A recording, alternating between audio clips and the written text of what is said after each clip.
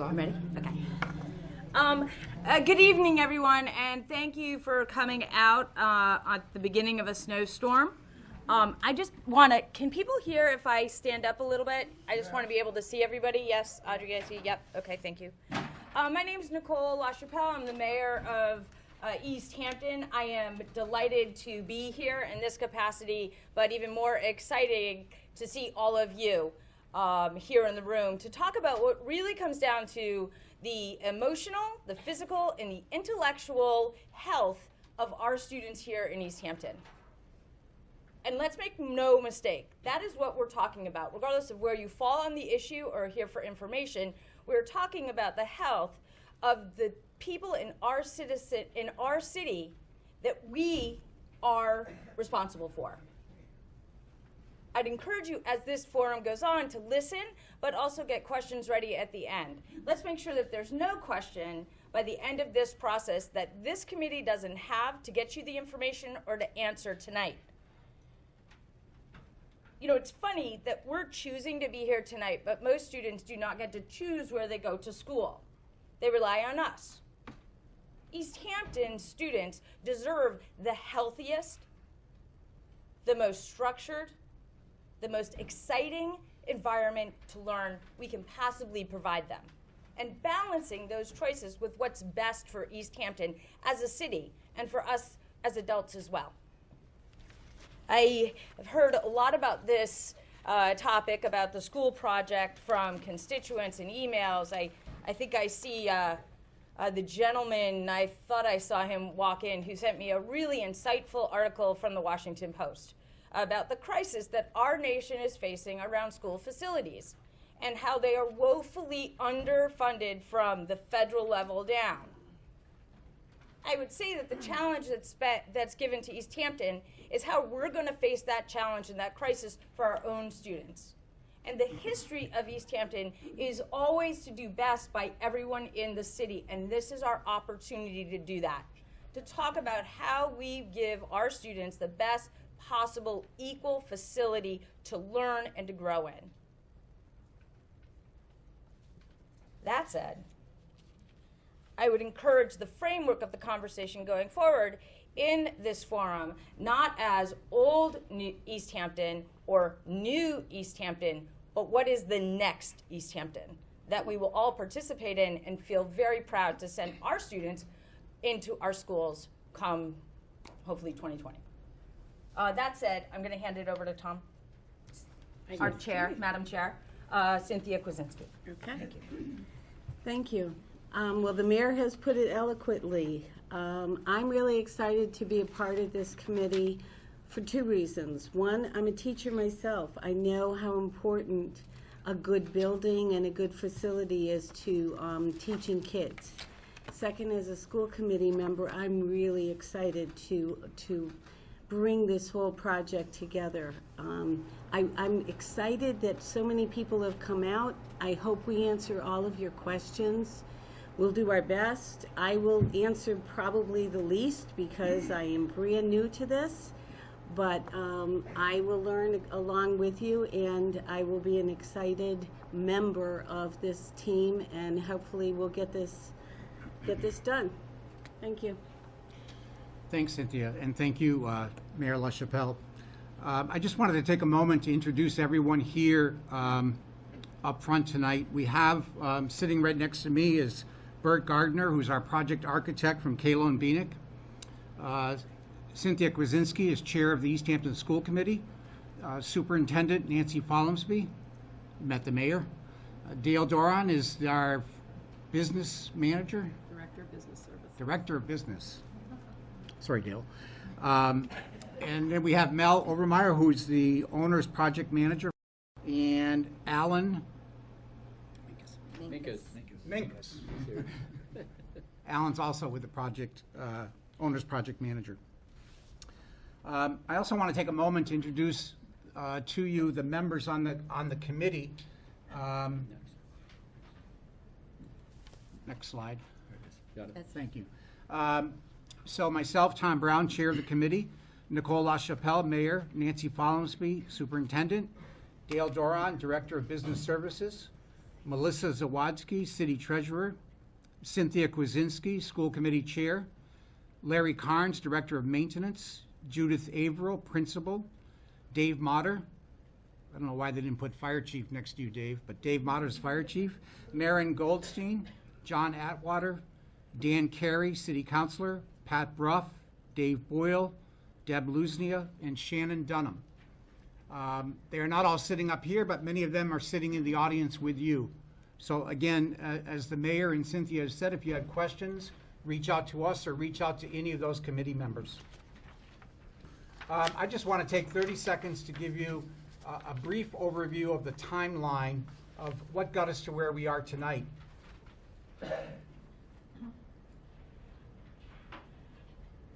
These efforts have been going on since 2014. And Nancy, Bert, and Mel will provide much more detail about how we're going to meet the educational needs of our students and the design and costs associated with the project. In 2014, a statement of interest was submitted to the MSBA, which was accepted. That was after statements of interest being submitted in 2012, 2013, and again in 2014. In November of 2015, the School Building Committee was formed and held its first meeting.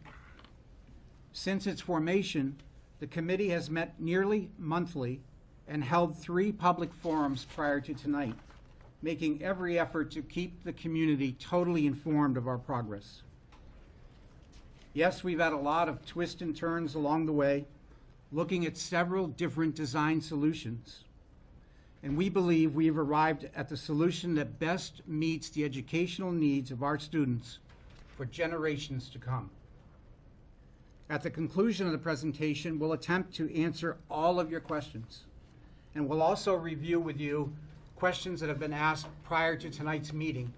If you didn't pick one up, there's a sheet by the entrance that has all of those questions listed.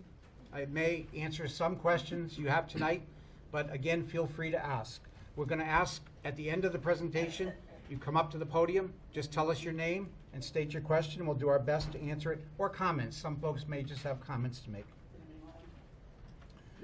Thank you for attending tonight. This process doesn't work without all of you and your feedback and your input. So with that, I'm going to turn it over to Superintendent Follumsby. Thank you, Tom. And thank you to all of you for being here this evening, for coming out in this beginning of a snowstorm. We were concerned that we wouldn't have a good turnout. We're delighted that you're all here. We hope this will be an opportunity for you all to get the information that you're wanting to have about our building project and to have your questions answered. So I'm going to start with the need. So why did we decide to pursue a building project? Well, as you'll see on the slide, and I'm not going to read the slide, but I'm going to talk to you about it. All of our elementary schools, as I think you probably all know, are over 100 years old, and they're just no longer suitable for 21st century teaching and learning. Whitebrook is 45 years old with failing systems. In fact, last week we had 2 of our heating systems go down, and as some of you may know, we had to cancel school for Whitebrook students only because there was not enough heat in the classrooms. And then last night, yesterday, and then early this morning, I got a call from our director of maintenance that more heating units had gone down, different heating units at Whitebrook Middle School. So we have failing systems in Whitebrook Middle School, even though it is not as old as some of our 100-year-old elementary schools. Whitebrook also is the largest consumer of electricity in the city. And Whitebrook is the school that our families complain most about. Maybe newer than our elementary schools, but it's the one that our families find least desirable of our schools. Our families also have over and over again asked us to bring 5th grade back into the elementary schools. We have 5th grade as a middle school grade currently, and we all would like to have 5th grade as an elementary school. So we decided to pursue an MSBA grant, and the next slide talks a little bit about this. There's a lengthy process for pursuing an MSBA grant. The first thing you have to do is submit a statement of interest, and that's a pretty complex statement of interest that you have to do with very specific things that are asked for. I did this in 2012 and 2013 for Whitebrook, and we were not ever considered in either of those 2 years by MSBA.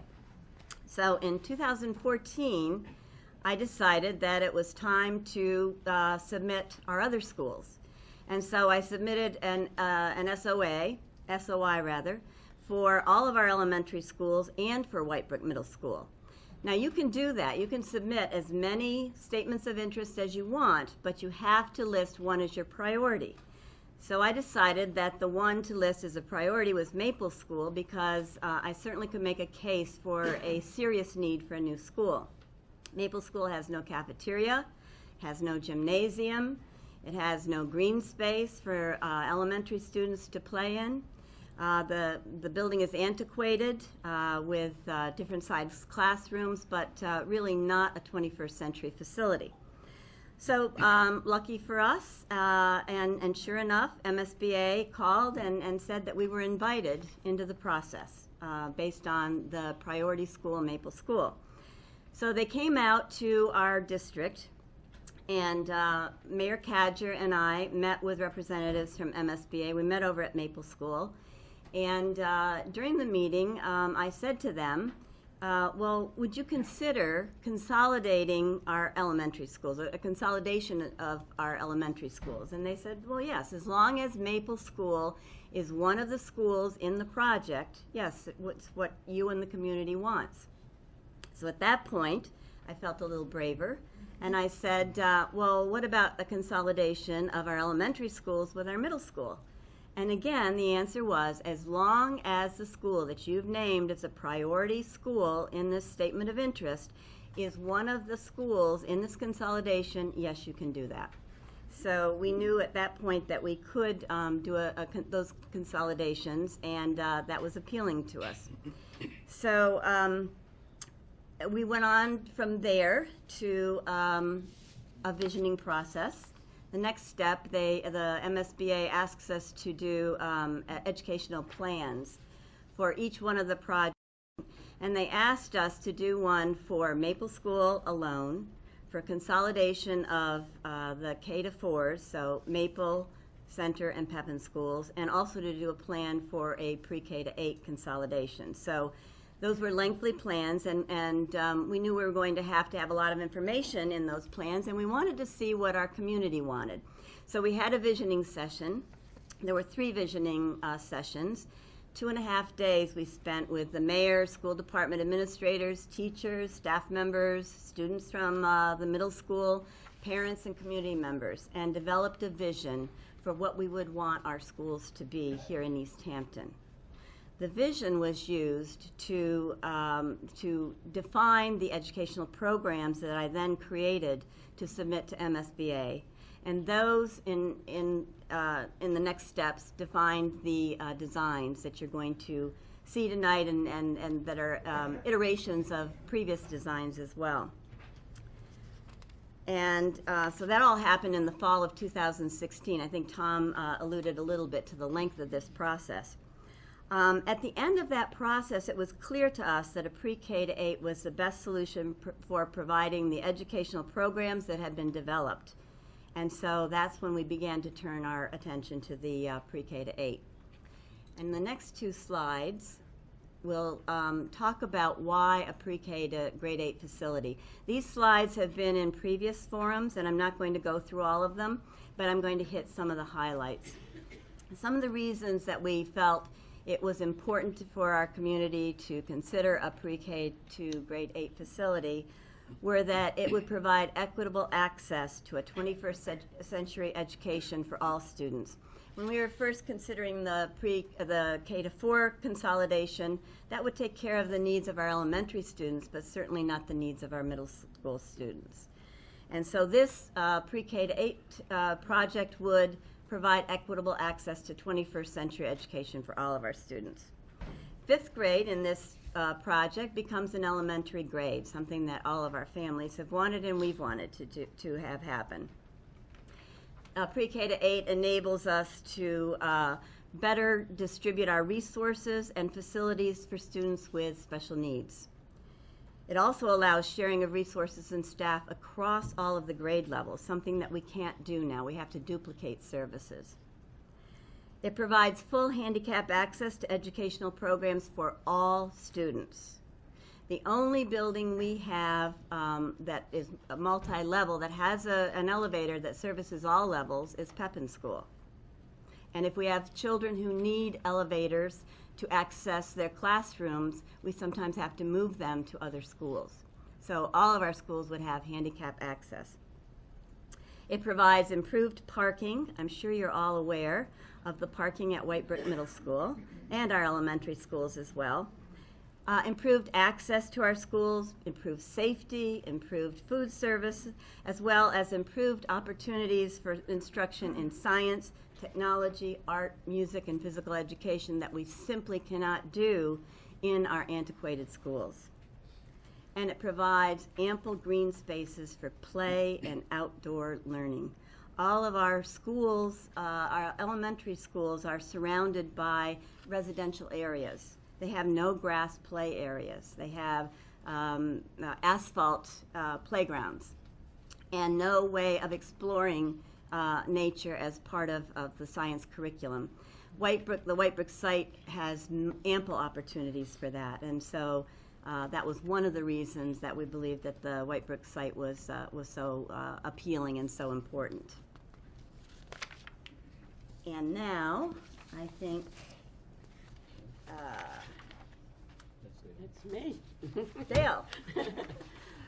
Knowing that this project comes with a price tag, the committee and the team have tried to analyze where some operational savings will be captured as the result of building a pre-K through 8 school. And I'm going to talk to you very briefly about what some of those are. The really big ticket item, and Nancy referenced it earlier in her comments, is around utilities, heating and powering the buildings. She mentioned that White Brook is the biggest energy, electricity hog in the city. So our team took a careful look at what we could anticipate for savings relative to running a single pre-K through 8 building as opposed to the 4 existing buildings, and are estimating that savings annually is in the vicinity of $134,000 a year. Part of the reason for that is that the one single pre-K through 8 building is over 50,000 square feet less than adding together the 4 buildings that currently exist. So there's less space to heat and power as a result. So that's a part of the reason for the savings. The other part of the reason for the savings is that you will have updated new state-of-the-art systems that will operate far more efficiently. And we've seen that borne out by the high school project, which opened in 2014 and had captured all kinds of efficiencies because it has new updated systems. So that's one area of savings that we anticipate. We believe there's a whole cluster of savings that are under the sort of the general heading of operational cost efficiencies. Currently, there are 4 food service operations in the district, 1 in each building. Although all of the meals for all of the schools are prepared at White Brook, there's service staff at all 4 buildings. There's equipment at all 4 buildings. There's expense related to transporting those meals from the middle school to the elementary schools. So we believe there's some savings there. Relative to preventative maintenance, it's really an issue of quantity of buildings rather than maintaining 4 buildings with 4 heating systems and 4 elevators potentially. You're servicing a single building. So we believe there'll be savings in preventative maintenance going forward. Emergency repairs is a huge category of concern right now, and there's some detail at the bottom of the slide relative to some of the big ticket repairs we've had last school year and this school year. Right now, we're doing emergency repairs on a really regular basis due to the age of the systems in all 4 of those schools. The best example I can give you is over the recent cold snap, we had heating system failures in all 4 of the old buildings, the 3 elementary schools in the Whitebrook, some of them simultaneously on the same day.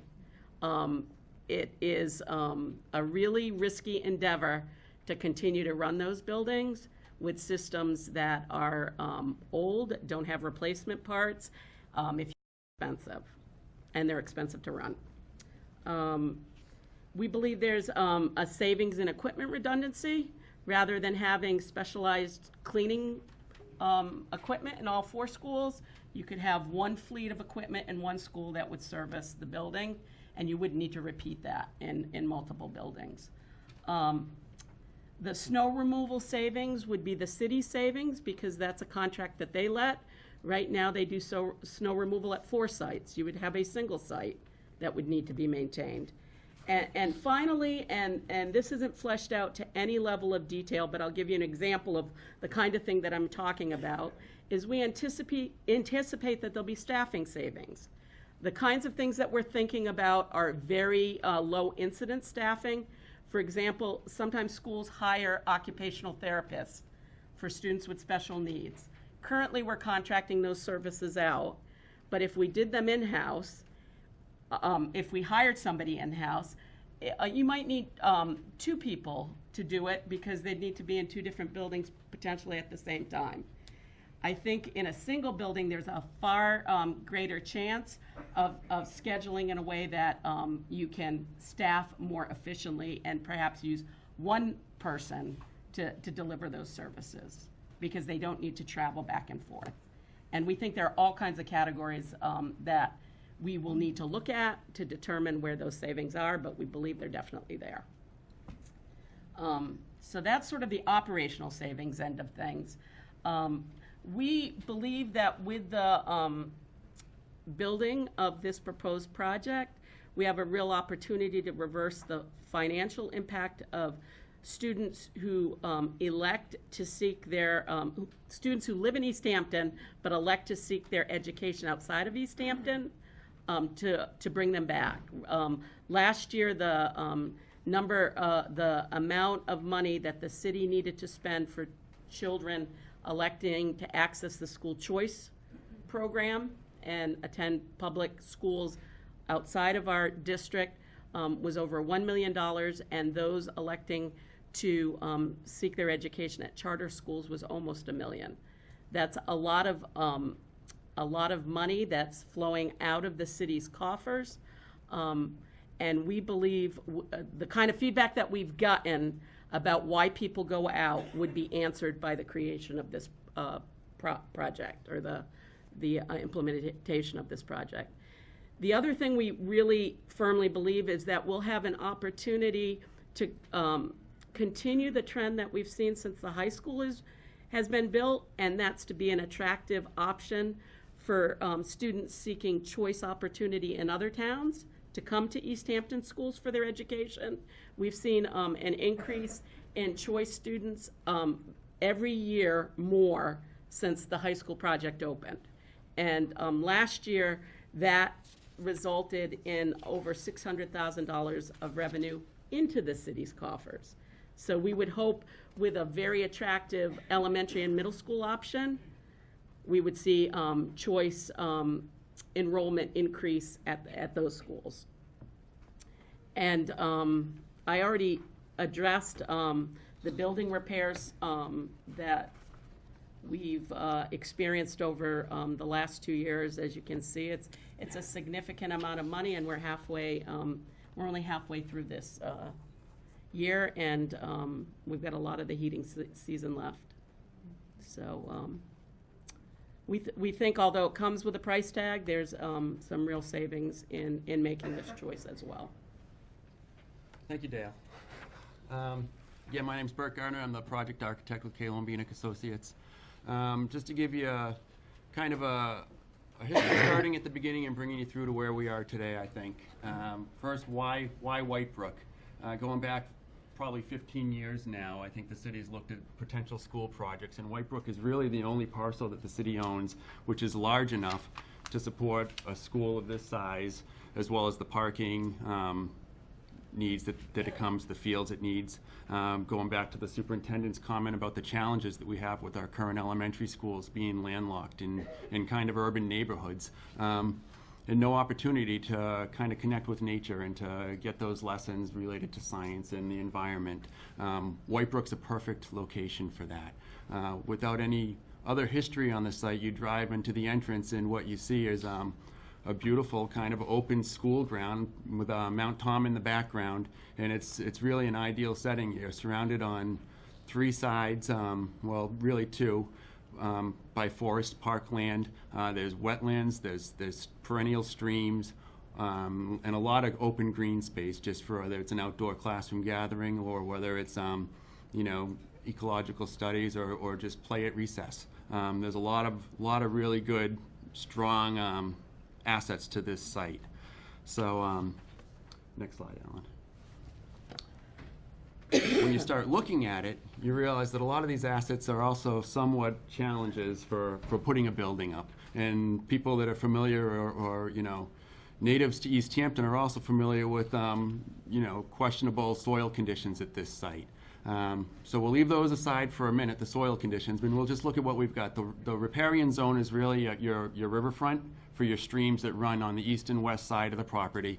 Those are really no-build zones. Those are protected natural resources. To build in those means you have to replicate them, and you would have to, and it may be a ratio of more than 1 to 1, and you have to designate that land as conservation land that can never be touched in the future. So we really want to stay out of the riparian zones.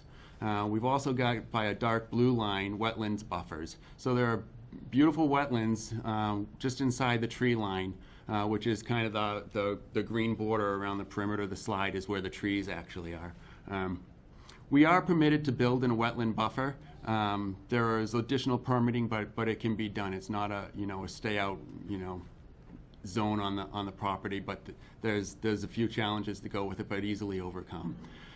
We've also got an existing football field, which at the onset of the project we were told is received some funding and some improvements recently in 2014. So we wanted to preserve that, and the existing Whitebrook Middle School is where our 5th to 8th graders hold class every day throughout the year. So we don't want to have to pay for temporary classrooms or displace those students during a construction project that can last a couple of years.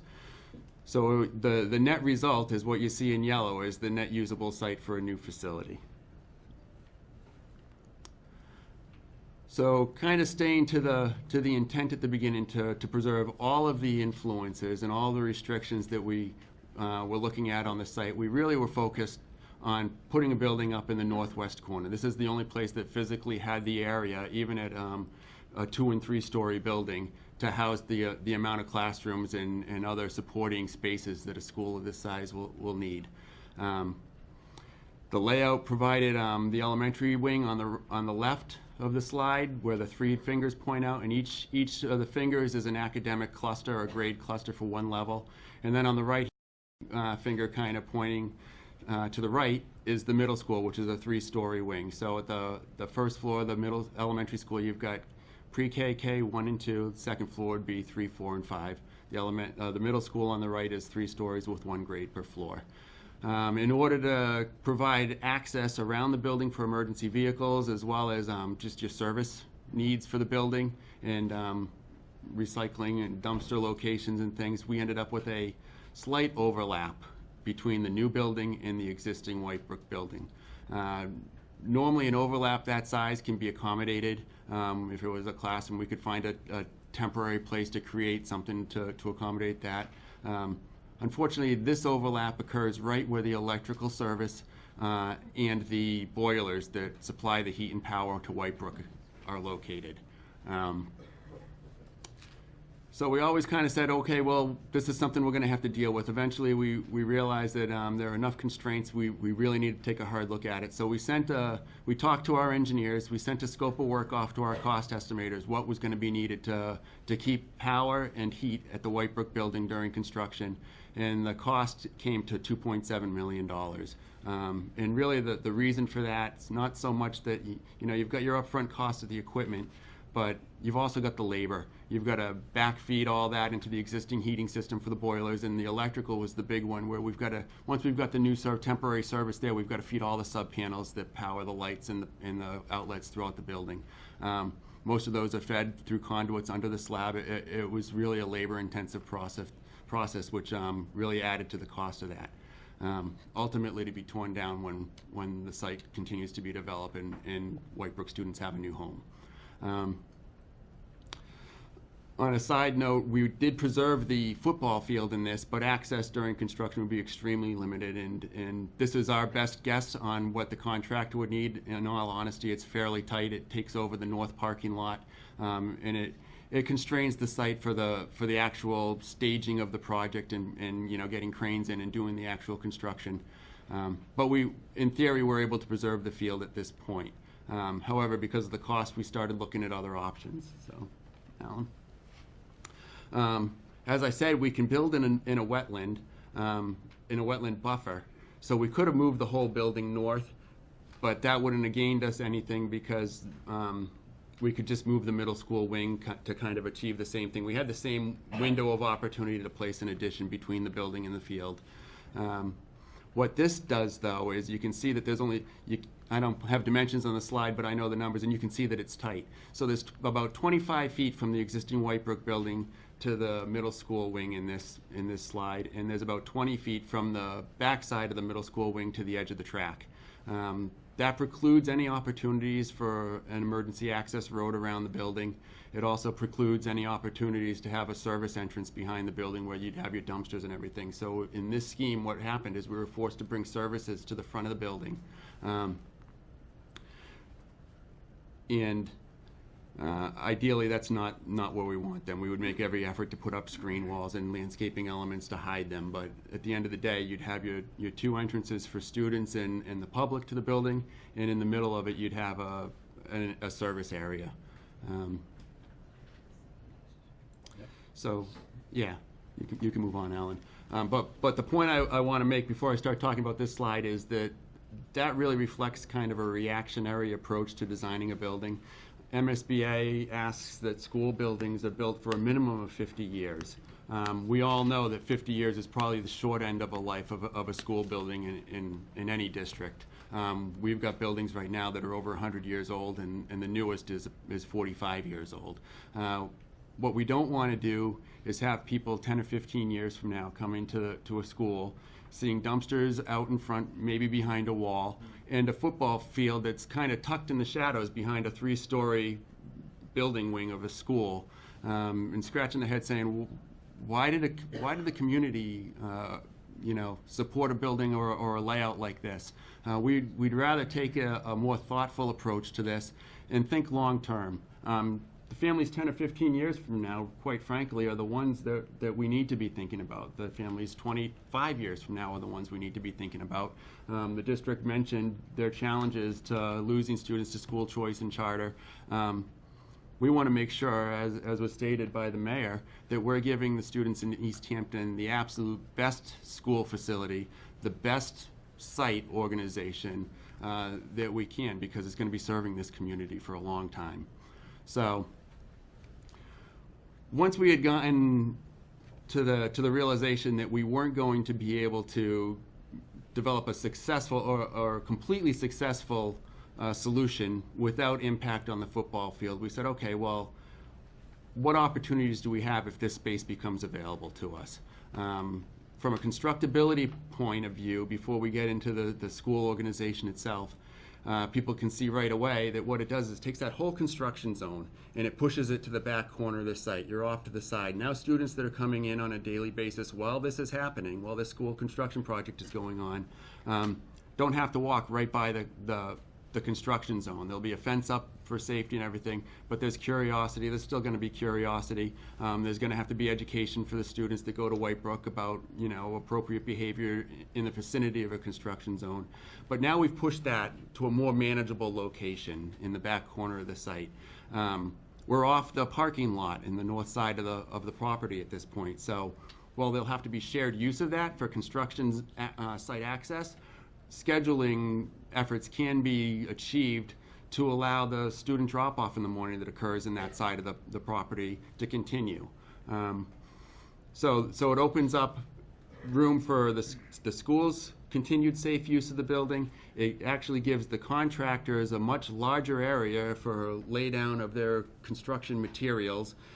They can have their job trailers within the fence line, and there's room around the building for staging the cranes and things that are needed to erect the steel and pour the concrete and everything that comes with putting a school together. So talking about the organization of the building, this has really been consistent, even when we were on the northwest corner of this site, is that we wanted to maintain separation of the elementary school and the middle school populations. We wanted to do so by providing a center core of the building, which are our shared common program spaces. These are also the spaces that will be used by the community after hours when we've got, whether it's a basketball game to go to, or a school dance, or just a community presentation even. That's the part of the building that the public will come to. We wanted that isolated from the academic wings. So each of the grade levels are actually located out in the fingers of the plan, and they all have doors that can lock them off so that the public can kind of have free roam of that open common program space, but not have access into the academic portions of the building. The massing of the building right now, as I said, it remains the middle school 3 stories, and that's intentional. Has 1 class on it, 1 grade level on it. The elementary school continues to have 3 wings. Again, pre-K and K are in the front wing. First grade and second grade behind that on the first floor. When you move to the second floor, you'd have 3rd, 4th, and 5th grade. And then we've got the kitchen and the cafeterias on either side of the kitchen zone for each, which allows us to bring the service entrance to the back of the building where it's out of sight and away from the public entrances to the building. The other thing to kind of bring up again is that the darker green border around the edge of the slide is where the tree line actually is. So now all of these academic wings, when we flip the plan over, have a lot of green space between them and the tree line, but they're opened up to these nice views of the surrounding woodlands of the building, and they've got easy access to get out there for their curriculum-based lessons that might try to integrate the surrounding resources that we've got on the site.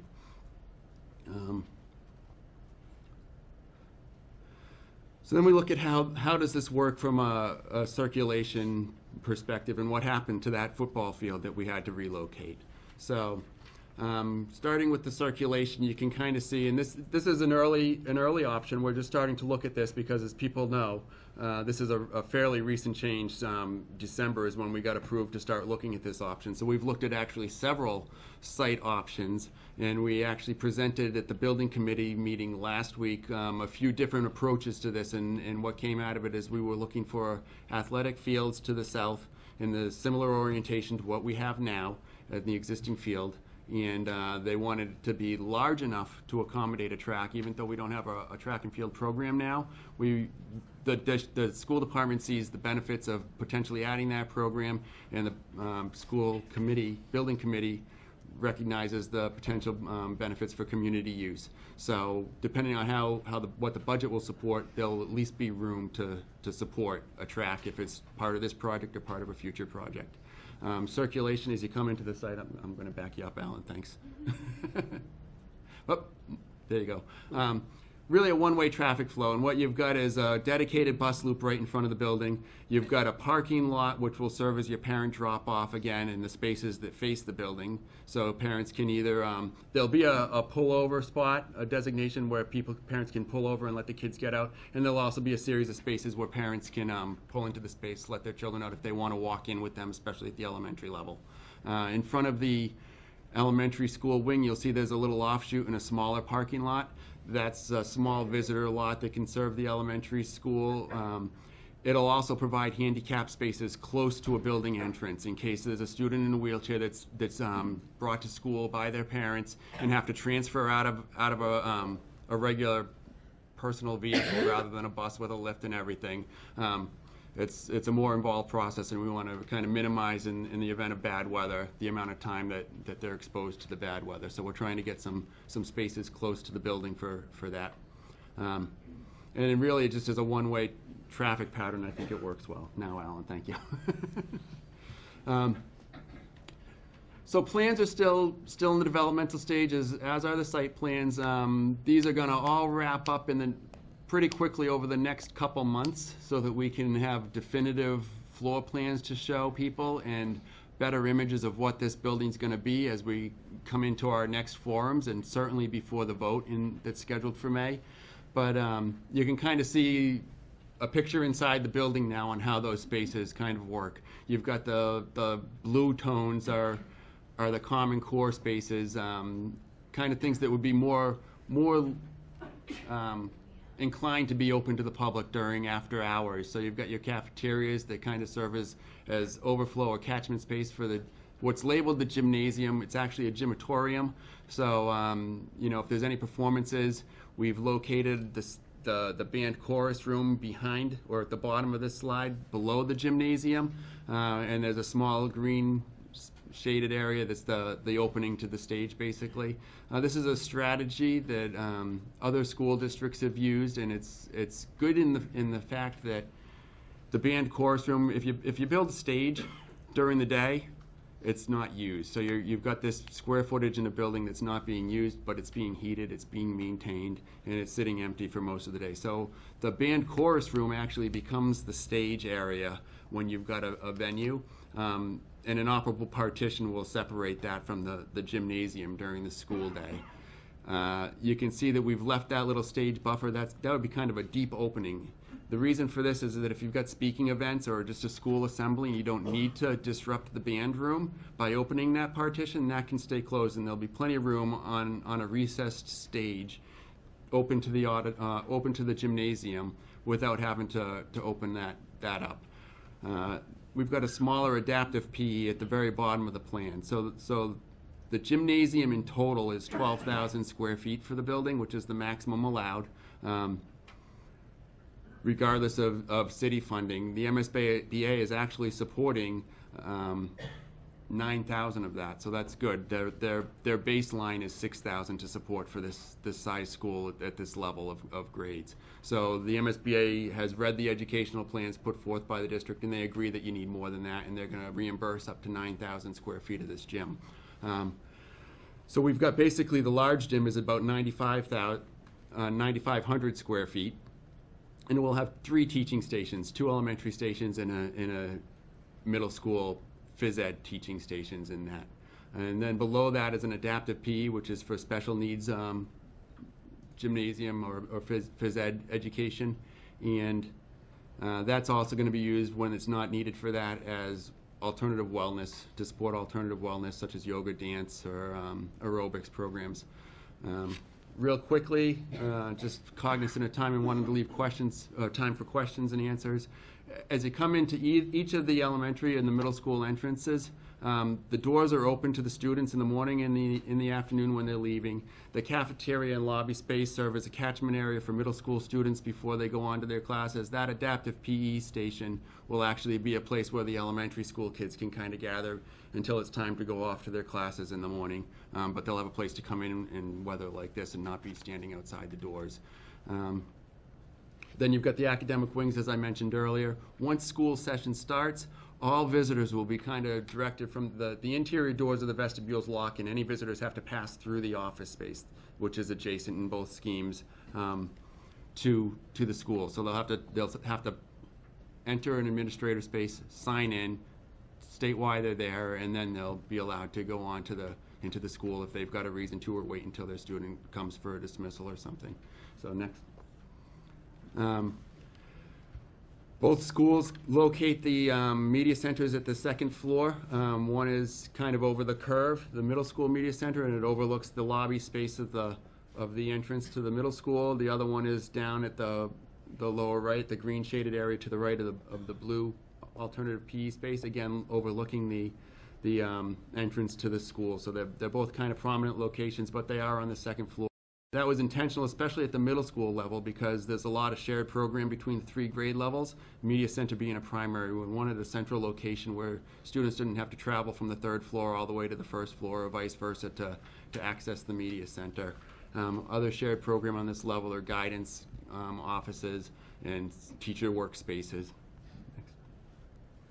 The 3rd floor is essentially just academic space once you get to the 3rd floor, so it's light on program for the footprint, but that gives us opportunity for potential of a green roof area that might be incorporated into curriculum as well. Again, budget driven, so we'll see how that plays out. All right, so I'll turn it over to Mel, our OPM, to give us an update on the project timeline. Thanks, Bert. We were very interested in establishing how this building and project has compared to the high school project and how the overall schedule looks. So we put together this slide that kind of shows the timeline. It's very interesting that you know, from start to finish on these projects takes about 8 years. Unbelievable when you really think about how long it takes to get through the process. First couple of years taken up by the MSBA in terms of their selection process, and then moving into selection of the consultants, the Kalen Bienick and ourselves, Colliers as OPM, and them as design team. And then we're in this orange area. The orange area is this feasibility study, schematic design, and that's what we're involved with right now. As you know, we're right at the beginning of 2018, so if you were to draw that line, a line of where we are, you'd see that we're most of the way through the feasibility study now, moving into what is going to be the vote by the Easthampton public to approve the funding, and likewise for the MSBA to approve their funding as well as the scope. And it's important to understand that they do not just you know, approve funding. It is also scope as well. So what we put forth at the end of this phase is what we're actually have to live with for the rest of the project. That's what's called the project funding agreement, that PFA. It establishes what the maximum amount that the MSBA will provide funding for the project. It establishes the very specific scope based on a very specific design scheme that is developed and submitted to them for approval. And once those 2 things are accomplished, the local approval by the Easthampton voters and the approval of the project funding agreement by the MSBA, we then move into the real construction document, you might say, of the project, which is the green, that develops bid documents, and we go into the bidding process, and then ultimately into the building construction, which is about a 2-year process. In this case, most likely, like we did with the high school, you build a new building, and that's the way Bert has described it.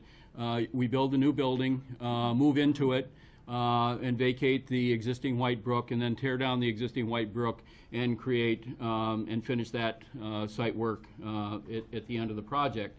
All of that with the anticipation of opening the project, essentially moving into the project the summer of 2021 and opening for the fall of that year. As I say, it was just interesting to lay the similar time frames or the timeline of the high school project against it, and they line up. You can see they line up pretty closely. Our feasibility study that we're doing right now is actually a bit longer than what we did with the high school. And you know, some of it is just rethinking of this, frankly. We've postponed going back to the MSBA because we wanted to do the right thing, frankly, and the MSBA has encouraged us to do that. Make sure that what you're doing is in the long-term interest of the city, and they have approved for us actually to extend our amount of time that we're spending on the feasibility study to make sure that happens. But still with the anticipation of going to vote in May. Similarly, we did a vote in May for the high school, and the MSBA approved their project funding agreement in August, and that's exactly the same sort of time frame we're on in this project as well. So it's very comparable, and we think very doable in terms of you know, the similarity between the high school and this project. Next. This is actually an old slide. We showed this same slide in our last forum, and frankly, it hasn't been updated yet. And we'll be working with the mayor's office to define and refine this slide much more, which has to do with the costs. Not so much the costs as it is the funding. We have actually now identified that this cost actually has gone down from our earlier assumptions. As a matter of fact, we even got good news it was about 3 weeks ago from the MSBA, in that they have upped their allowable dollars per square foot for eligibility in the project. So that's good news. That actually lowers the amount that makes that Easthampton voters responsible for. So instead of that 61, we do believe it's now down to 59. But this slide, I say, was put together a few months ago. So we list this as high-end preliminary assumptions, and the dollars per square foot here is not taken into consideration. We did make some assumptions then, and also we think which is on the high end. These are all variables that go into the funding strategy for the project, or I should say the bonding strategy of the project. It is determined. This is much like your mortgage that you take out on your house or property, that you have options. You're dealing with a 15, 20, or 25 or 30-year mortgage. In this case, in most municipal projects, you're looking at a 20 or 30-year term. It has to do with what kind of mortgage you take out in terms of a payment plan. Is it a constant payment? Is it a constant principal payment? Is it a sliding payment? So these are all variables that then will in turn affect the tax rate on an annual basis. Right now, the average assessment for Easthampton homes is $228,400.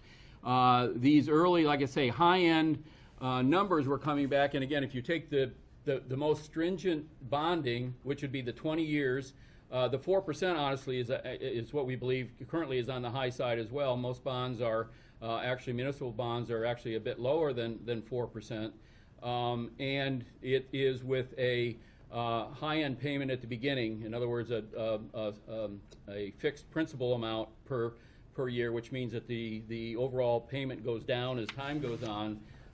And that, so like I say, that sort of assumes the worst of all the conditions, and that would go into this $680 to $875 average homeowner. And I want to re-emphasize that this is high end. It's somewhat outdated information, and within the next 2 or 3 months, we'll be getting a much better handle on these things by working with the mayor's office in that regard. This actually slide was meant to be before the other one, but nevertheless, the point is that we also want to make the point that by taking this option, the point is that are we being fiscally responsible aside from the educational benefits of building the new pre-K to 8 school that everyone has talked about, and the fact is that as we looked at just doing repairs to all 4 of those buildings, just repairs. We're not talking about major modifications to meet 21st century learning, frankly, because it's next to impossible at least 3 of the 100-year-old buildings to even get the amount of space that is perceived as the right thing to do for 21st century learning. But even if you just made the improvements to repair and bring those buildings up to code, the totals of just those repairs would be $115 million. Our project is costing $109. So it already is less than the simple fact that if you were to repair all the buildings right now, it would cost less, or would cost more than building the new building.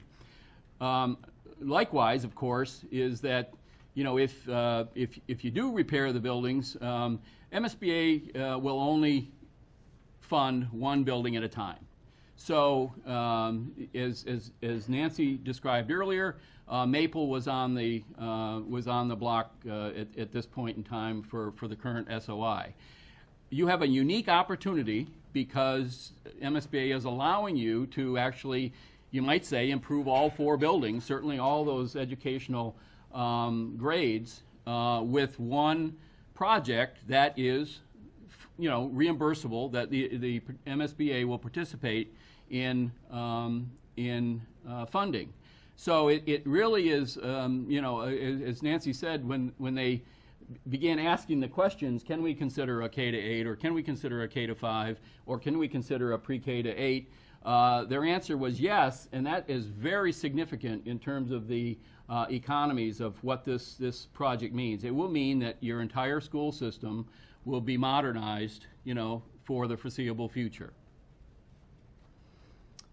Okay, I think we're ready to go to the next slide. Oh, well, and of course delay, yes. Certainly it's worth mentioning that we all know that as time goes on, project costs escalate. It is worth saying that bonding costs are still relatively low. Everyone in the last 10 years has been, ever since the 2009, market bust and economy downturn, is expecting at some point in time we're going to make a big jump in costs. As you know, if you probably follow the Federal Reserve, interest rates are going up, but they're still relatively low.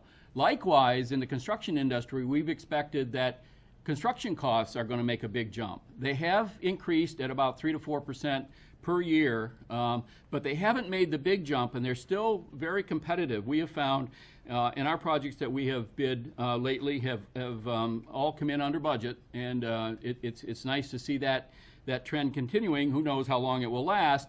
The point being that delaying will cost more. One thing about bonding is that your bonding is set. I mean, once you make the deal, so to speak, with your bond, it is set for the next whatever your term is. So whatever you buy now is fixed for that amount of time, and in some cases goes down if you refinance or whatever the case might be. I think that was the point I needed to make there. Nancy? You want to talk about, or I guess it's Nicole. Nicole, are you going to talk to us about some benefits? I am going to. Good. Thank you, Mel. You're welcome.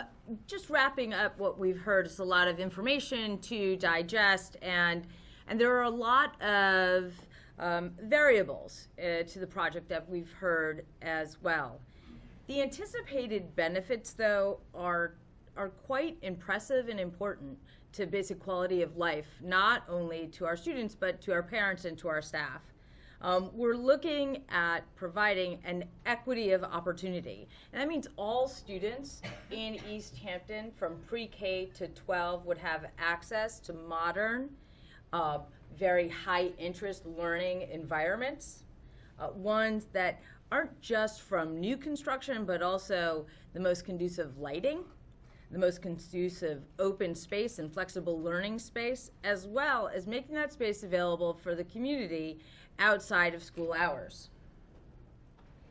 Aligning the groupings with what our district curriculum is very important and provides a continuity to learning from the moment a child at 3 walks into our district to the point of they graduate as a senior in high school. Their environment looks the same, the expectations look the same, and they're presented in the same kind of physical, in the physical environment. The next point on the slide around state-of-the-art for community use, really for me, is coupled with the full handicap accessibility. I look at these 2 points more as it's accessible equally to anybody in the community, whether they may look at a physical space differently because of the way they actually see or hear or are mobile.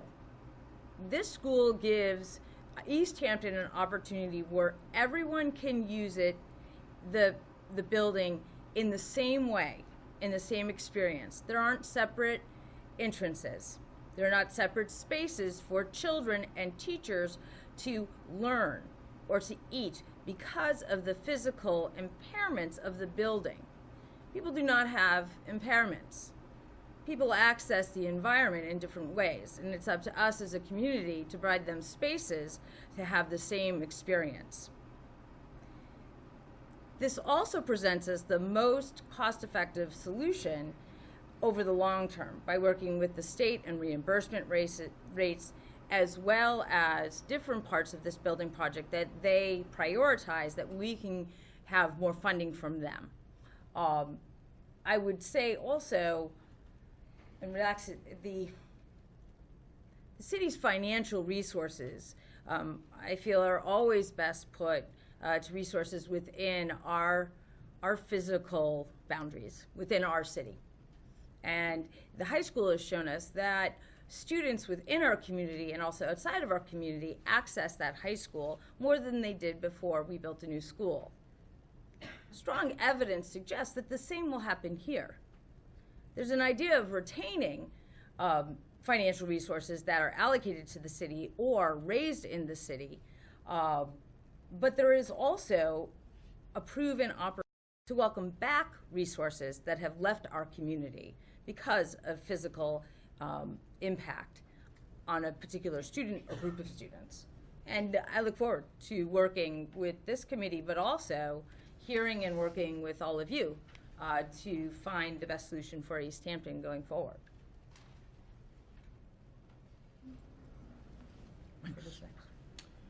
Next steps? Next steps.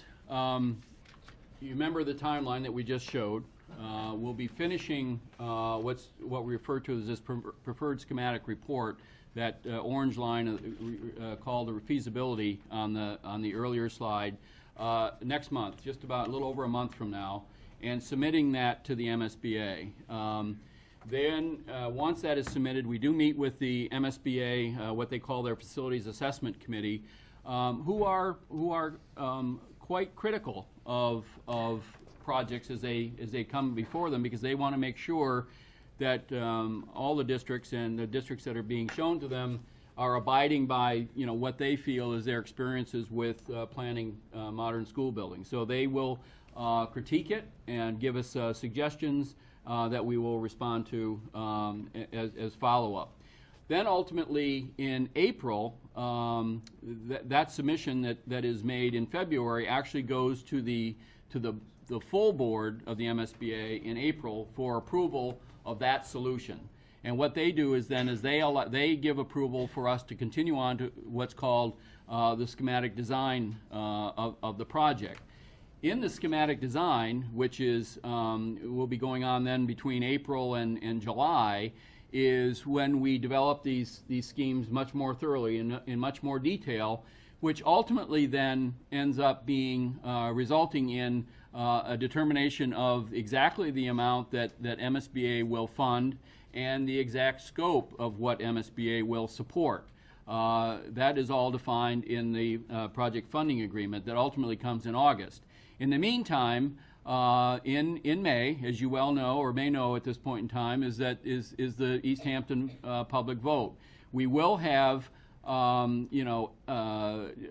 very strong understanding of what the costs are and what that scope is going to be that will be going to the MSBA. And leading up to that vote, we will be having more public forums in March, like this in March and May. So that's really what we're facing here in the next, 6 or 8 months, thereabouts. And we're hoping that come August, we're ready to dive into the meat and potatoes, you might say, of the project to develop it physically. Great. Thank you all very much for that detailed presentation. I want to make sure that everyone did get a copy. Hopefully there were enough to go around of the commonly asked questions. There's a dozen or so questions here that either the district or the committee has received prior to tonight. And it was laid out in a way that gives a quick recap of the answer and then a little bit more detailed information beneath that. So please take an opportunity to review that. And if there are any follow-up questions from these answers, please feel free to ask those. And Tom, could I just also mention that these will be available on our website They've been put up today, so you go to School Building Project, the drop-down menu, and then you hit the forums bar, and you can get the PowerPoint and these questions.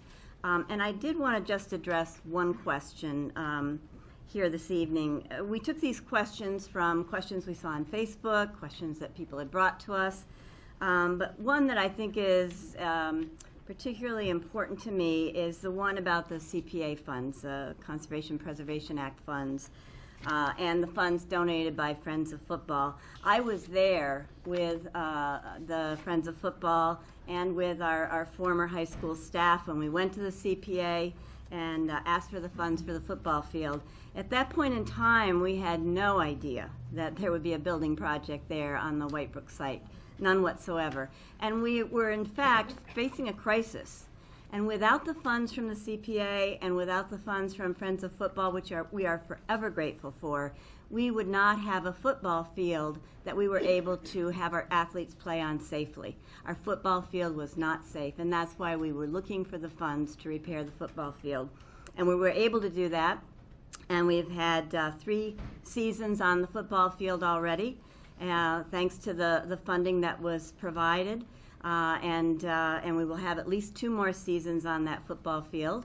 And anything that we can reuse from the football field will be reused in a new project. I was adamant about preserving that football field, as they will tell you, right up to the bitter end. But when I saw the designs that you've been shown this evening, and heard the reasons why that would be a better facility for our students, and we would still, with that facility, get a wonderful football field and a track that our athletes could use and the community could use.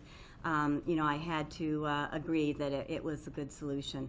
But I do want to make sure that the CPA committee and the Friends of Football know how very much we valued their contributions, and we would not have the football team that we have now without those contributions. Thanks. So with that, we'd open it up for questions from the audience. We would ask you to come up to the podium.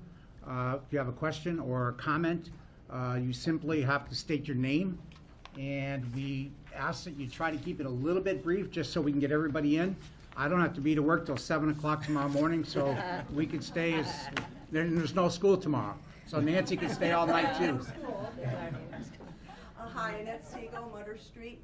I'm here just to make a comment that I'm in total favor of the new school, and this is something that I cannot afford. Okay, I am retired, I'm on a fixed income, I'm also very low income, and I don't have kids, and when the school is built, I will lose my job because I'm a crossing guard. So with that in mind, if we don't do it, even though I can't afford it, the city can't afford to not do this now. So I am totally, totally in favor of it. And let's move forward.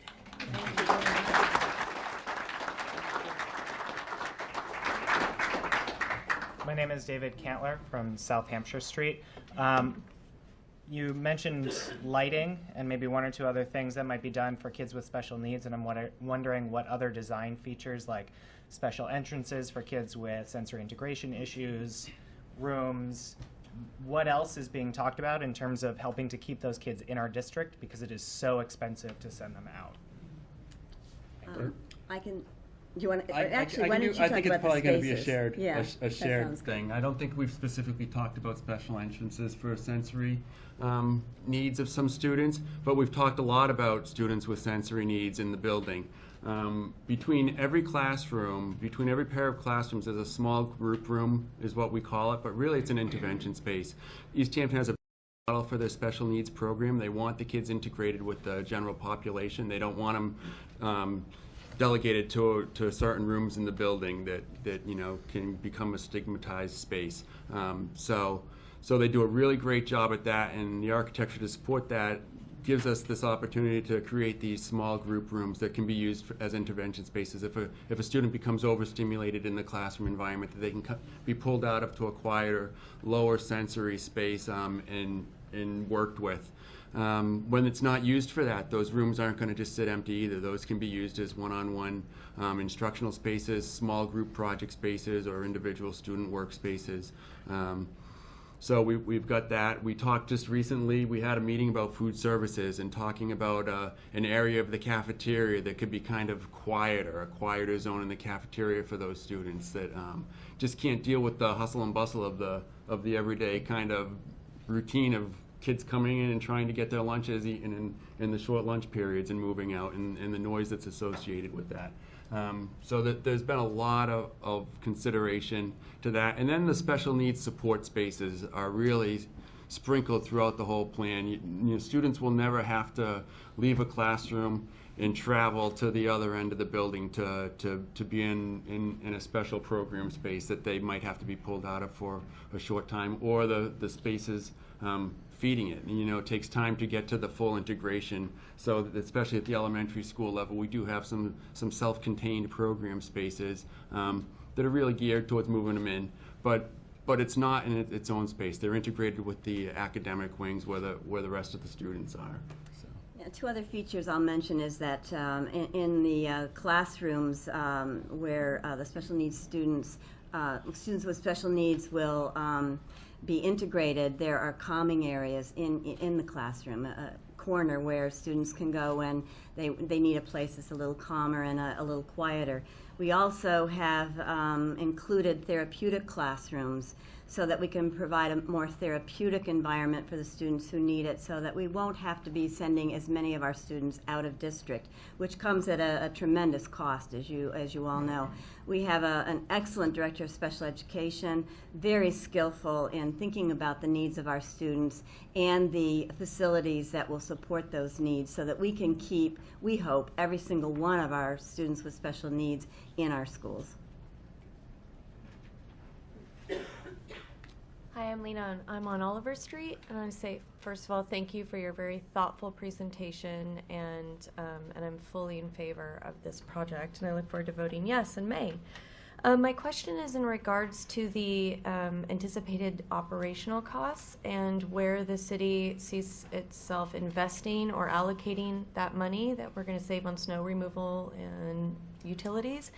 And secondly, are there going to be discussions about the hopefully empty elementary schools at future forums?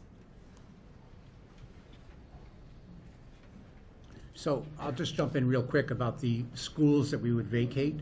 The process that we have followed in the past is the school department will very quickly declare those buildings to be surplus once they've determined there is no need for any of them for whatever reason, and then they revert back to the city.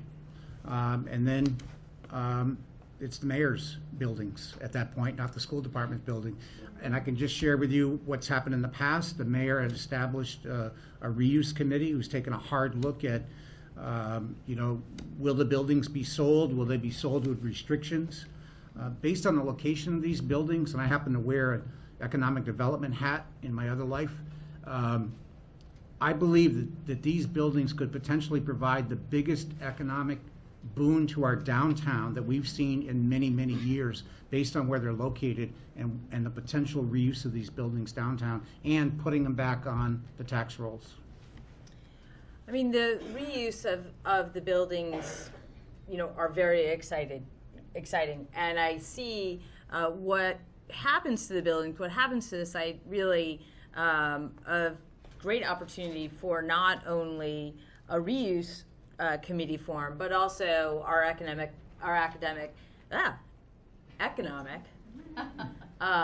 development council to take a look at, and members of the community, the business. I think it's a great way to invite the chamber in. As far as the extra money or money that will be spent differently, we'll have to look at what is saved and where it's saved from. What grants it may or may not be attached to, and also what the city's needs are going forward. The school project is one of many things facing the city, and to prioritize where those funds go, certainly would look for community input, but also look at each department and what we can improve.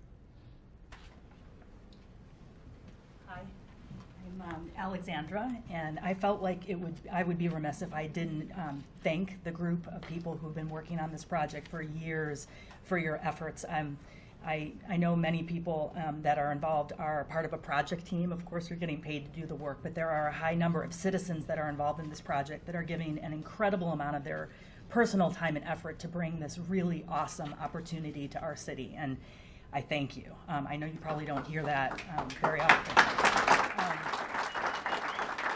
And I want to say that I'm only one voice in this whole city, but I often get very disheartened by what I read on social media in particular, and I know there's a lot of fear about this project, and I know there's a lot of paranoia, and I would just say that no one that I've ever met that's been involved in this project has any motivation to put the students or a certain part of our population ahead of our most vulnerable citizens. And I just ask, if you're going to make any assumption about the people involved, it's that they're doing the very best they can to make the best decisions they can that will benefit our entire community. And we really need people at this point to partner with us and not make it kind of a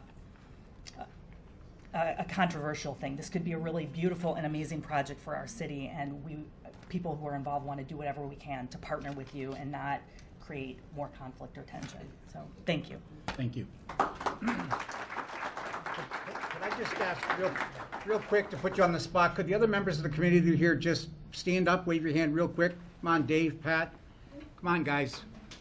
Ladies, please. Dan and Melissa way in the back.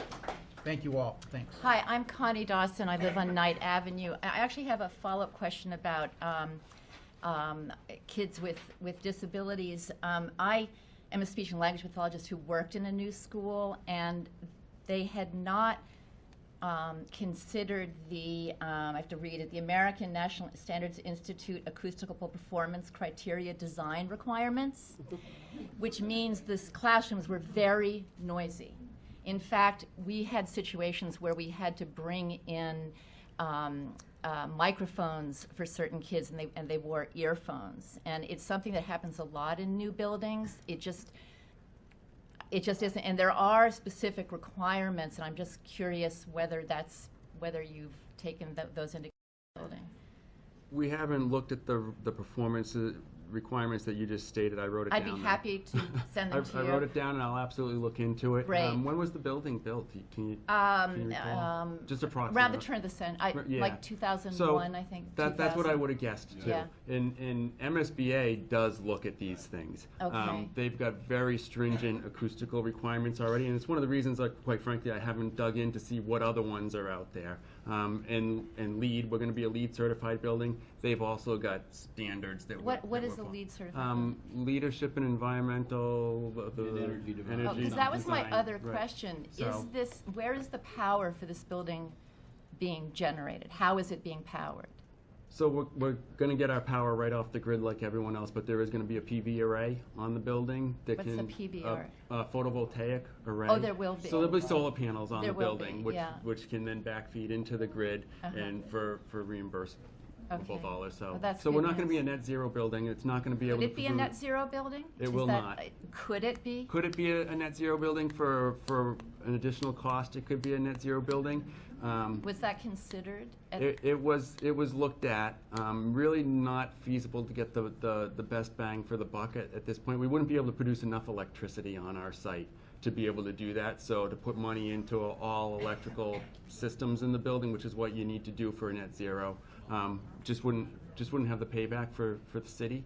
Okay. So we're going to be a very, very efficient building, and we will have energy savings and returns back to the grid. That's but we really won't good be to net hear. zero. Okay, thank you. Just to reassure you on it's really, we typically refer to them as ANSI requirements and Yes, ANSI. that's right. That's why I had to read it, because I didn't know there what are it very stood for. specific ANSI ratings that have to be for Yeah. partitions between classrooms in MSBA buildings. So Yeah, that will be. I know, but what happened in this particular building, and maybe, I don't know who the architects were, but a lot of it had to do with like when the heating system kicked in, the noise of the fans. I mean, it was just crazy how loud it was at times in So certain I classrooms. just finished a school in Chicopee, their new middle school, the DuPont school, and literally before students moved in towards the end of construction, we were in every classroom with sound meters to make sure that when the heating systems kicked on, That's it didn't great. go above the certain thresholds. MSBA today is different than the MSBA back at the turn of the century. Yeah. They kind of took a hiatus and regrouped and really looked hard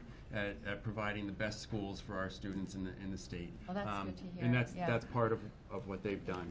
So I do have a few other picky questions, but I know I'll wait, because I My name's Mike Burley, and I just wanted to second the comment the lady made about the hard work you guys do, how long hours it is, the time it takes, especially the building committee. And I know what I'm talking about because I was the chairman for the Easthampton High School Building Committee, and it took a lot longer than you're taking now, I can tell you that. I just wanted to draw a comparison between the high school and what's going on now, and parents who have not had school kids at the high school will be pleasantly surprised of the caliber of education now and the high tech they get. I just think it's time we do the same thing for our younger students, because right now, like you say, we have 3 100-year-old buildings. We have a middle school that's broken badly, and you just can't afford to fix something like that unless you have a new pre-K through 8. I have grandkids going to elementary and Whitebrook, and I'll give you a little side thing. My twins in Whitebrook go to school, and they got to leave their coat on because it's cold in there. I'll say that again. They have to go to class and leave their coat on. I think that's disgraceful. We need to do a pre-K through 8. I'm supposedly senior citizen now, and fixed income, as I see a lot more in here. Fixed income, but my wife and I don't care. We need to do this, especially for our grandkids. It's going to be hard, but we have to do this. We really do. Thank you.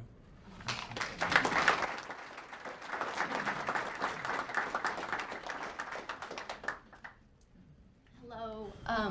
I have lived in Easthampton for 10 years, and my husband and I just today decided to buy another house in Easthampton. We're staying. We have 2 young children. We have not yet started school here in Easthampton, but we're looking forward to it, and this is a really important project to us. My question for you is, I saw on the plans that there was a space for a middle school principal.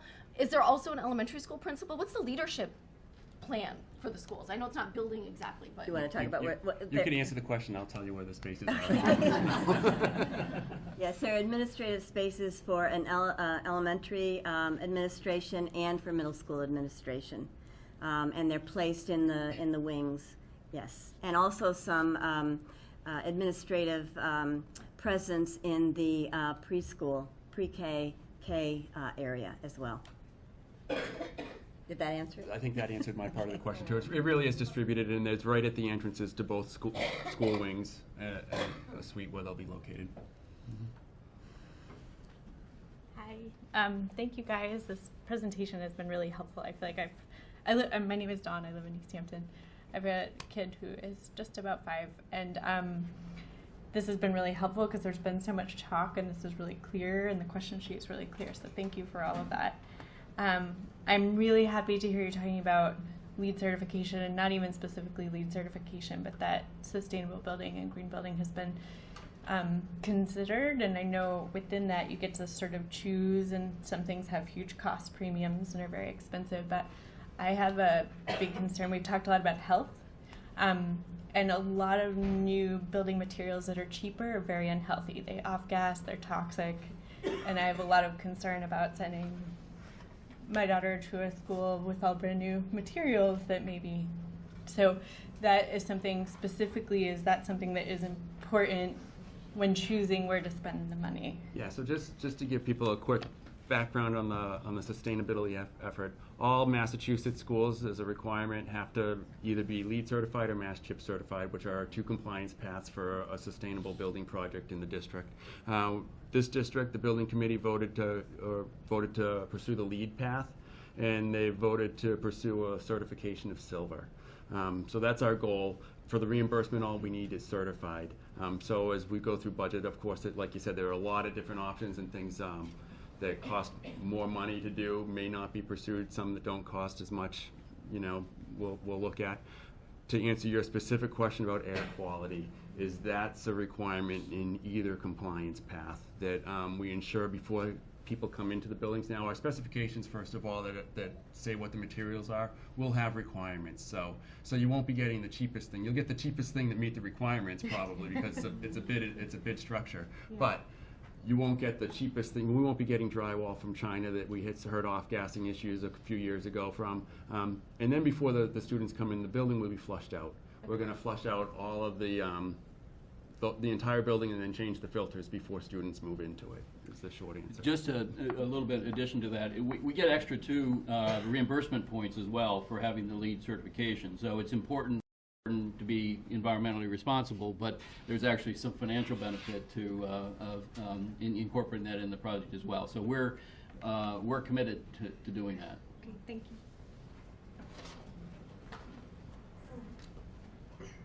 Hello, I'm Paul St. Pierre. I live on East Street. You did a great job with this presentation, I must say, and the work that this board has put in, you've made some clever decisions, and it really was impressive in parts. My question is about the foundation. I see that you had it tested, the soil, by a geotechnical engineering firm, and they found that the soil was unsuitable, similar to the high school. But your counterpoint that the high school was successfully built and has stood for 3 years does not seem to be an entirely effective rebuttal to this concern, when we're talking about a building that should last many decades. So my question is regarding this project, which is essentially like one big, beautiful basket that we would be putting all of our eggs into. What have you learned from reviewing the, if any, structural failings of Whitebrook that you can take into the design process of the new facility so that taxpayers can feel confident that this facility is a big, beautiful basket that's going to stand the test of time in a way that the middle school did not? So I'll talk about this, understanding that I'm an architect and not a geotechnical engineer.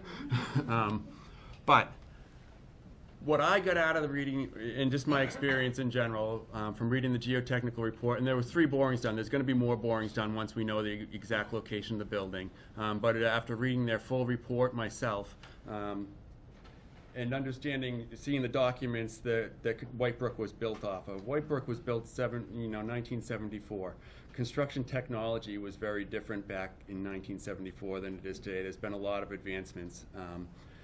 Whitebrook is built on spread footings, basically like your house. So, and then even the columns, they're bigger, but they're essentially spread footings. So they're very susceptible to the movement that clay soils are going to give you. They're very, they'll expand with moisture. They, retract when they dry. There's a lot of movement associated with the ground conditions at Whitebrook. Those are the same ground conditions at Easthampton High School. We use that as an example because people are familiar with the high school. Give people something that they'll understand rather than a bunch of jargon that they won't understand spit out by a geotechnical engineer. So that's why we use that, and we tried to explain in the question too what they did at the high school. They didn't build it on spread footings, and the way clay soils work, you would have seen movement even within 3 years, just because the ground's absorbed a lot of moisture and lost a lot of moisture in the seasonal cycles at the site. But we wanted to give you an example of a school that you're familiar with, and we told you what we did. So what they did at the high school, and it may or may not be what we do here, but our geotechnical engineer has suggested that it's probably going to be fairly similar, is they brought in a stockpile of earth that weighed the same as the proposed building was going to weigh, and they left it on the site to pre-settle the site and basically compress the clay layer so where it wouldn't compress anymore, it was stabilized. Then they removed that and they put a grid of geo piers, which are basically gravel piers, at a tight grid spacing. I forget what exactly it was, back that long. But it was tight enough that their calculations showed that grid would stabilize that compressed clay so that it couldn't expand again. So what they've done basically, they pre-settled the site and then they've kind of put an anchor there or glued it all in place with these geo piers. So now it can't move again. So that's the strategy that they used. And then we've got the footings that are tied into that, and we've got all kinds of seismic constraints that we look at today that we didn't look back then. So a lot of coordination between the geotechnical engineers who understand the soils and our structural engineers who are going to design the foundations. happened at the high school. It's going to happen on this project. And really, that's the best answer I can give you tonight, is that the technology is different. Because we know what we have, that's really our biggest weapon, is understanding what we have now and having the science to counter the conditions that we have there, or what's going to make this building different than what occurred at Whitebrook back in the mid-'70s. Outside the building, everybody knows the parking lots and the walkways at Whitebrook are a nightmare as well. So the geotechnical report talks about that too, and really bringing in non-native materials, having a very robust drainage layer, and doing something more substantial than just grading the site and putting a pavement system, whether it's 4 inches of concrete or a base layer and a finished coat of asphalt down. We're cognizant. We don't want to see the kind of moon surface that you've got in the parking lots now at Whitebrook occur any time in the near future at Whitebrook. So we'll look very closely at that, knowing what we've got to deal with there. Hi, my name is Mary Beth Carney. I live on South Street. My question is basically two parts. If this vote that's going to happen in May, the citizens don't approve funding for the new school, how long is it going to be before this thing can be brought up to the state again to try to get some reimbursement on the costs? And secondly, with the Republican tax plan that was just passed and the budget, does anybody expect that funding from the federal government to the state is going to increase in the meantime? Or is this probably like a best case scenario? Well, your guess on the federal to state is as good as mine and probably better. But so I don't know that I can comment on that, but I can give you a response to your question about what happens if the vote turns the project down. The MSBA requires us to, within 10 days, to respond to them with an analysis of why we think the vote failed. Was it cost? Was it because of people didn't like the design? Whatever it happened to be, and to come up with a strategy of next steps. Those next steps could be, just saying the project's off and it's not going to be done. It could be a revote. It could be modifying the plan somehow or other. But what does happen is that if it is turned down and it is decided to be put off, the MSBA will not reimburse or support redoing of the existing feasibility study. In other words, what's being spent right now, which is I think a little over $1 million, is being also subsidized, you might say, or the MSBA is paying a portion of that, about half of it. They will not pay that again. So to go through this effort again, it would be 100% on Easthampton. If you choose not to go forward with this project, and the process starts all over again, you go all the way back through the SOI process of submitting it and having the MSBA.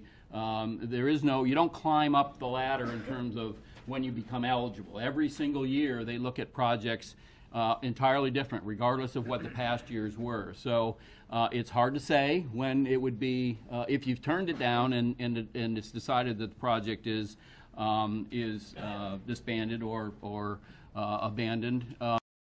They're not going to be very likely to, I would suspect. I mean, I can't really tell exactly what MSBA is going to do, but they wouldn't be anxious to fund another one if you just turned one down. Yeah. You see what I'm saying? Unless you've got a very good case of why it should be changed.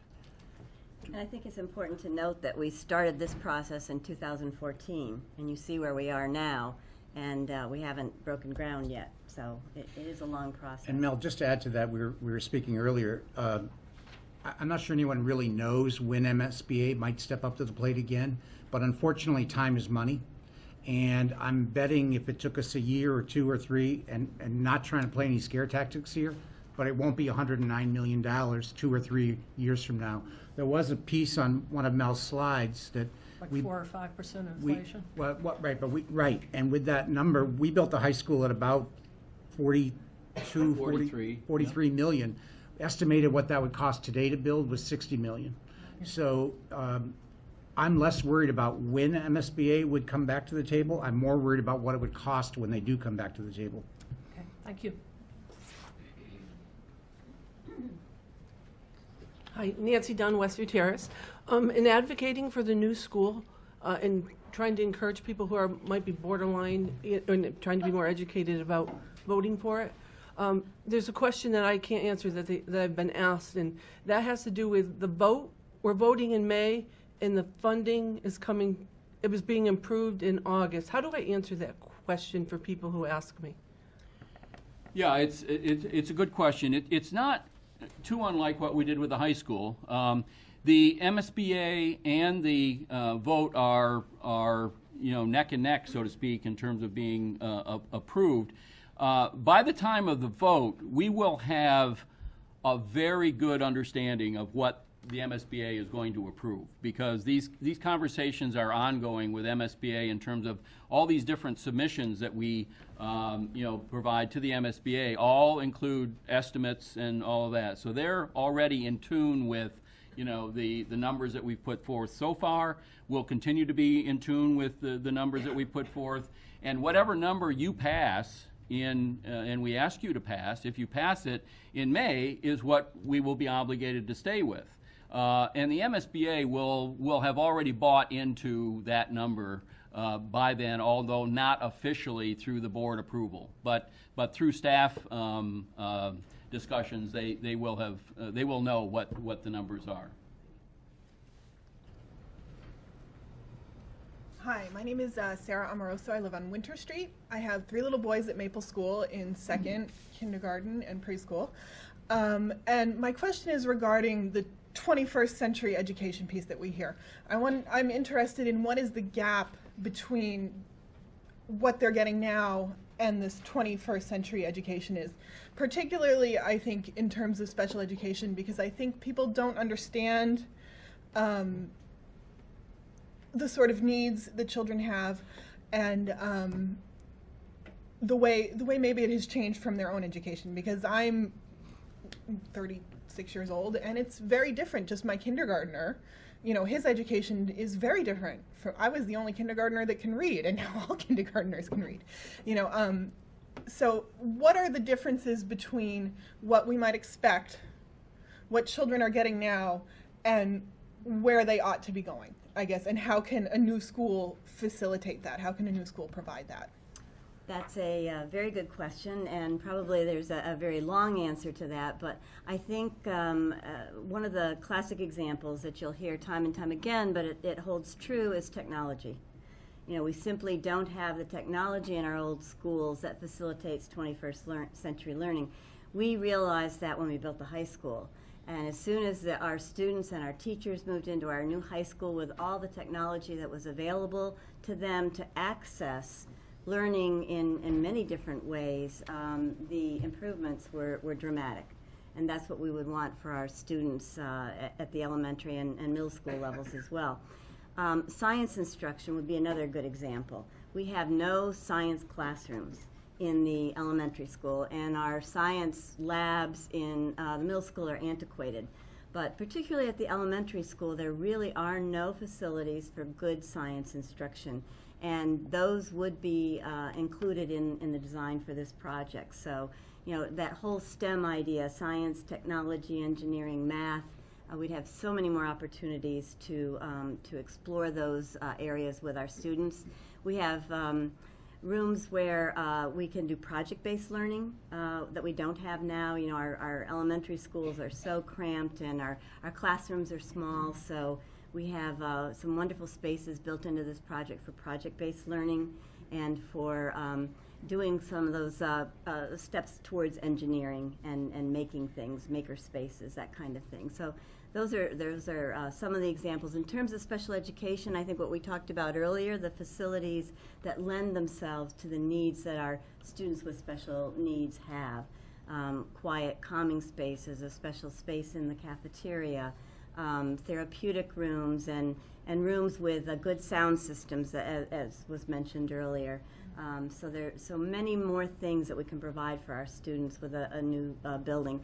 High school is another example where we have an audio system that ensures that all children in the classroom, no matter where they sit, are able to hear what the teacher has to say. So those are a few examples. I'll just say architecturally too, space, just having space. The schools you have now, classrooms are all around 700 to 750 square feet. Every classroom in the school is over 900 square feet. So you've got the space to incorporate maker activities in your curriculum. We've got space to integrate, you know, intervention spaces and quiet areas. You know, when we talk about whether it's the cafeteria, classroom, or the media center, that's always, the special needs students are always part of that discussion. When this space is used every day, how is it being used, by who is it being used, and is everybody being served to the best ability that we can serve them? So I think really just bigger spaces to accommodate all the new modern technologies and pedagogies that go along with learning. Yes. Well, I was going to say, this is kind of a broad, vague answer, but when those elementary schools were designed, there was no such thing as special education. Right. Many So kids weren't educated. in effect, all of the delivery of specialized instruction is being retrofitted to buildings that didn't consider it. Yeah, White Brick's got quiet spaces that are essentially closets. Yeah, exactly. So. And I think too, one of a huge advantage for especially our elementary students is access to green spaces, and to bring learning into the outdoors, outdoor learning, making those connections with the sciences, and also just play areas and recess areas are going to be huge. Very One exciting. skinned me today on Maple School playground. Yeah, that, exactly. Thank you. Thank you for your question. Hello, I'm Audrey Hipponen. I live at 62 Briggs Street. I'm thrilled about this project. I'll definitely be voting yes to support it and try to convince everybody else the same. I have 3 P questions. One is from my 14-year-old who was too shy to be here. Why no pool? And I'll tell you the other 2 questions as well. Will there be a playground? You just referenced that, so I think I just didn't see it on the map, but I wanted to hear more about the pool. Why no pool? Where's the playground? And then finally, if you could elaborate on the performance space, gymnatorium, band, chorus, how does that work? I'm the band booster president for the Whitebrook Middle School and the Easthampton High School, and I know that our band directors are having a lot of discussion about what will this be like and what will this become, and I would love to come back with them with some clarity and explanation and support and help understand what this could look like for them in an awesome way. Do you want me to start? Yes, please. Okay, I'll start with the first P, why no pool? This is for a 14-year-old. So, right. A pool's not, the easy answer is a pool's not supported by MSBA. They've got a list of guidelines. I'm not even sure that, it would be a discussion with MSBA whether it would even be allowed on the city's dime to do a pool. Pools are big resources that the district, having operated a pool in the past, can probably speak to. It sits empty during a lot of the day. So it's one of those spaces that you're funding or supporting economically throughout the year, but it's not being, the use of the space, the square footage isn't being maximized. So the short answer is the focus is on the academic education, and there's a physical education component to a pool, but that's small in comparison to the amount of space that a pool takes and the cost that it takes to run and maintain a pool. So a pool early on was kind of looked at, but decided we weren't going to pursue a swimming pool as part of this project. Playgrounds, there will be separate playgrounds for the preschool and kindergarten kids, the elementary age level kids, and then for the middle school level, we're looking at like more of an exercise circuit outside for that reason. Then we'll of course have the green fields around the building, which can be used for gym, and we'll have the athletic field up on the thing for gym as well. Performance space. I'll start this one and then turn it over to the district because my answer is kind of the architectural side, and coming from a person who designs schools in Massachusetts and works with MSBA. MSBA has a lot of requirements around auditoriums too. They just changed their policy a little over a year ago, to allow auditoriums to be constructed for a middle school or elementary school level. Prior to that, only at the high school level. They'll allow it, but they won't participate in any of the reimbursement of an auditorium. So we talked a lot about it, and we had some building committee members who were very, very strongly in favor of an auditorium and against a project, quite frankly, that didn't include an auditorium. So we looked at it hard. A lot of our early schemes, probably through the first close to a year of the project, really, the feasibility phase included an auditorium for this reason, because people felt that the high school one was undersized. Again, there's formulas that talk about how much you can do and how much can be reimbursed. But that aside, we eventually got to the point in the building committee where it was like, well, this is a very expensive project. How can we look at making this affordable for the community? And the auditorium continually came up as a space that's going to sit empty most of the day. We looked at how can you utilize it during the day better. Ultimately, you can't utilize it 100%. So MSBA does support cafetoriums and gymatoriums at the elementary and middle school level. So we could capitalize by looking at that.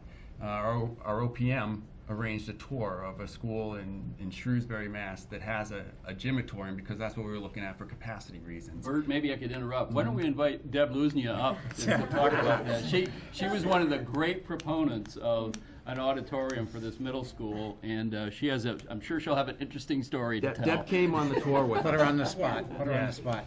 Deb came on this tour with us. Yeah, I was one of the people who was really adamant that the school had to have a large, nice auditorium.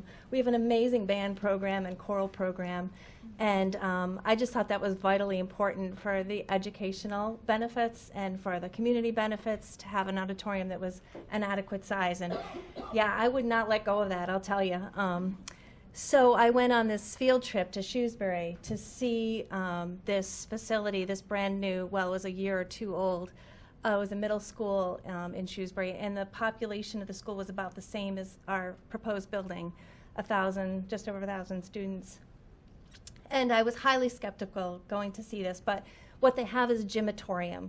And I was very much against the discussion of cafetoriums or gymatoriums, because I'm thinking the acoustics are terrible, flat seating, I'm not having it. So we went to see this school, and I was very skeptical, but I have to say, by the end of the visit, I was sold. I was convinced. And this gymatorium was gorgeous. The stage area was magnificent. It was beautiful. We spoke with the music director at length. We talked to the band director. We talked to the choral director. We asked about their spaces, how they utilize it, how the performances work, how it works for rehearsals, and not one person had anything negative to say. My fear about the acoustics, it was amazing. In the gym, I don't know what they do or how they do it, but it was not a problem. It was good, the acoustics. I was also concerned about the flat seating, but what was interesting is that the bleachers, the way the bleachers work in the gym, it really ends up, according to my calculations of footage, marking it out, that we probably only have about 10 rows of flat seating, and the rest is all elevated because of the bleachers in the room. And the space was beautiful. The stage area was magnificent. It looked like quite a professional performance space. So based on all the conversations with the staff there, and the principal was sold, thought it was a wonderful functioning space, and all the other concerns I had being resolved, I came away feeling like, yeah, this is good. I could see this will work, and it'll meet our needs, and it'll be a great area for our kids. So, Deb, before you go, you might also just mention their experience with the school that was, I guess, across the way that had the auditorium. They have a campus-type area for their schools where they have their older students just a stone's throw away. And so originally they planned that they were going to have all their really big performances, all their great performances at the high school, and everybody would just walk on across the fields to the high school and do all of their performances there and use their gymatorium for just regular run-of-the-mill things. And they decided after a year of doing that that there was absolutely no need to do that. So they now have all of their performances and everything they do in that school in that facility, in that gymatorium. So it's worked well for them. And to accommodate all the kids in the school at the same time? Yes. Yes. Deb, did you say what school that was? It was in Shrewsbury. It was a middle school. Sherwood Middle school. Sherwood Middle School in Shrewsbury. Right, right. And the principal was more than pleased with the building. So anyway, I was sold. Thanks, Deb. I was just going to mention one other thing relative to the auditorium with the gym on one side, the adaptive PE gym on the other side, and the stage in the middle. It really gives you the opportunity for 2 performance spaces. One that will seat the whole school, as Deb said, and a smaller one on the other side. So I think that was a clever use of space. That was part of the MSBA critiquing project. They're really engaged and they want the best schools for districts, so they do look at our plans. And that was some feedback we got from them, is that especially at the younger ages, students might be intimidated looking out into a performance venue with seating the size of a gymnasium. So they said if you can incorporate smaller venue options for them, that would be great. So we've got that. And we've also currently have one of our music rooms that are adjacent to a cafeteria. So we'd have an option to make a kind of a connection there too. So. Hi, I'm Donald Torrey from School Street, and I just had one question about why double sessions weren't considered. I was in the high school when they had double sessions, and I was at the high school working when Whitebrook was there with double sessions, and this would seem like you could save the football field, use the electronics in that corner of the building, and tear down Whitebrook and build a new one. It should, and you get them out of that school. I will be the first to say Whitebrook is a terrible school. I've never had experience with double sessions. I don't really know. I can only imagine them being challenging. Let me put it that way. It really wasn't. I don't know how to respond to that. Nancy, do you have a I guess, we really just didn't ever consider it because it seemed like there would be a number of challenges with that, and we weren't quite sure what the advantages would be. And we had such good luck with the high school, the way the high school was built. Our students and our teachers, in fact, I never believed it was going to work like it did because we had 1 week where we moved everybody from the old high school to the new high school. But up until that point, the high school carried on as it had all along. And then suddenly over Easter vacation or spring vacation, everybody was moved in, it was seamless, and they started in the new high school. So I guess we just really never considered that double sessions would be something that we'd need. When I worked for the school department and they had double sessions, the high school seemed to like it because they went early in the morning, they got out like 1 o'clock, and they got to go to work. And the middle school went in the afternoon. I think they started at 12:30 to 5:30, and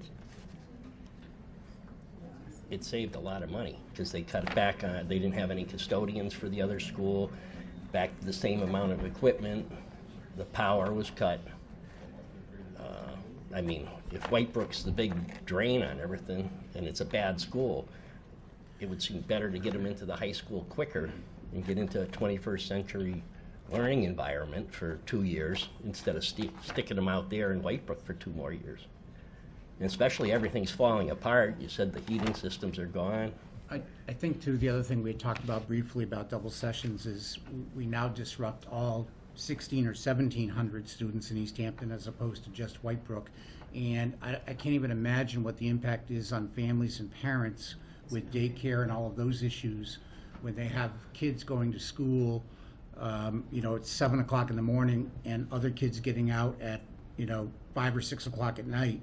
And especially when they have kids in both sessions. I can't even begin to imagine the impact on families, especially with kids in both sessions. And I know it would be a savings. I think on the $109 million project, it'd be a minimal savings. Wouldn't it save what was it?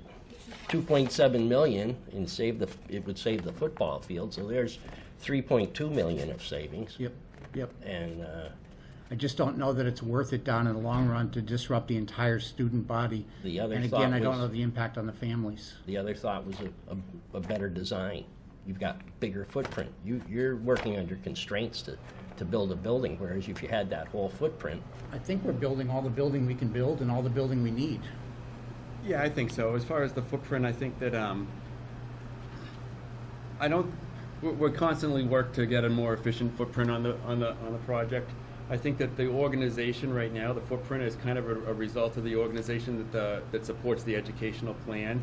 As far as the grade clustering and the organization and adjacencies that they're looking for, we have a really heavy first floor footprint for a lot of sound educational reasons. A lot of them are tied to the special needs program. A lot of them are tied to community use and being able to make sure we're maximizing the utilization of the building, but still being efficient and focused on providing an academic environment during the school day.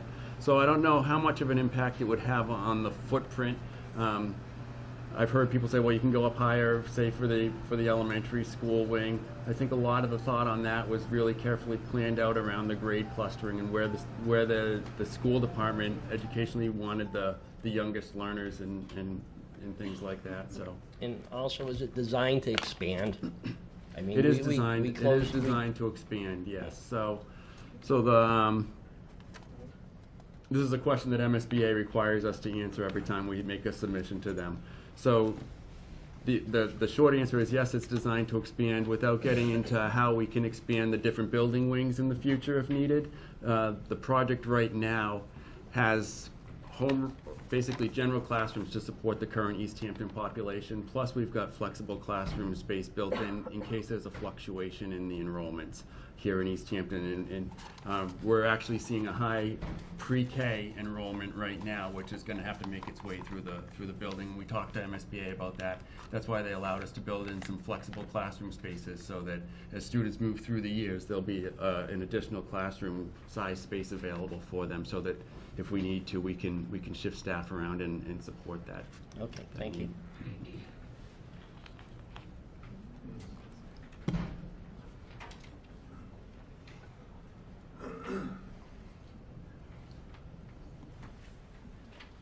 Hi. Good evening. My name is Bob Parent. I live at 4 South Street, pretty close to Whitebrook. Yes, I do support the project. My background is I've got 34 years in the engineering and the public works field. So I do want to make certain this project gets done as cost effectively as possible and recognize that there need to be trade-offs sometimes, particularly if the project cost is going to be held out over the next 2 or 3 or 4 years. The main topic I wanted to bring up is near and dear to my heart, which is traffic, given where I live right at the end of South Street and Park Street. My understanding is there's been a limited traffic study engaged at this point. The fact the vehicles were parked on the triangle, which we own, in between South Street and Park Street, doing the traffic counts that day. And I've heard that the results of the traffic study are really going to be shifted from the school department to the city for the city to respond to. And I guess I would encourage people to continue to think of this as a single project. There are traffic issues there. There are definitely safety issues there right now. The project didn't create those issues, but the project will make those issues that they are today. So I wouldn't attempt to decouple those. I would think that if the driveway is kept where it is now, you're likely going to be looking at adding a lane, a turning lane most likely, maybe in both directions and maybe in one direction. The other thing I guess I'd encourage you to take a look at is, and I'd be willing to support the city in any way that I can. Not only do I own the property at 4 South Street, I own the property at 197 Park Street, the vacant lot there. Williston, Northampton owns the property at 198, just north of the school. Take a look at South Street, possibly take a look at maybe realigning the access driveway, bringing that into South Street so you don't have the separation that you currently have there now, and maybe try to kill 2 birds at one time if you could. And as I said, I'm certainly very willing to help out in any way I can with the triangle, with 4 South Street, with 197 Park Street. Because it's a significant safety issue now, which is why there are 2 crossing guards there now, and it's only going to get worse. All right. Thank you. Thank you. Very good. Anybody else? I wasn't going to do it. I never come to a meeting and not say anything. And I'm going to try really hard not to cry, and I'm going to keep it really, really brief. The first thing I want to say is that we moved to Easthampton about 10 years ago, and I feel completely reaffirmed in our choice to invest in this community. Hearing that people had thoughtful questions, I know that there are disagreements, but the incredible sacrifices that people are willing to make that aren't even for themselves, that are for the future, is really inspiring. I appreciate it. My children appreciate it, and I want to do whatever I can to aid in this effort. In that light, I wanted to just give you an opportunity to touch briefly. I know that we're not quite into the part of the process where we can nail down exact numbers and precise implementations for this, but I'd like to give this panel an opportunity to express their willingness to continue to work to support those most vulnerable in our communities, the low and fixed income families. I know that for my family, this will be a hardship. It's one that we're willing to endure, but I want to give you an opportunity to address that before we wrap things up. Certainly, we're also cognizant of that and want to keep, as you've probably heard a little bit along the way, we've certainly made some tough choices already in terms of efforts to keep those costs down. Those efforts will continue throughout. Obviously, I think financing will become a big deal relative to all of this, and how much of a tax impact it can be afforded by the whole population of Easthampton is going to be extremely important to the mayor's office. I see her shaking her head.